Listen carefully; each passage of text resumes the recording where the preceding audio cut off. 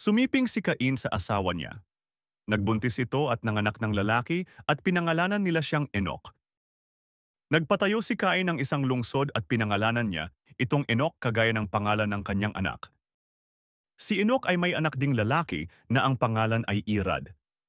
Si Irad ang ama ni Mehujael, si Mehujael ang ama ni Metusael, at si Metusael ang ama ni Lamech. Si Lamech ay may dalawang asawa na sina Ada at Zila.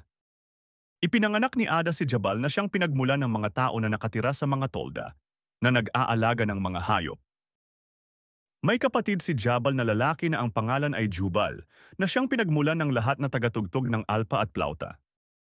Si Zila ay nagkaanak din ng lalaki na ang pangalan ay Tubal-Cain. Si Tubal-Cain ay gumagawa ng lahat ng klase ng kagamitan mula sa bakal at tanso. May kapatid siyang babae na si Naama.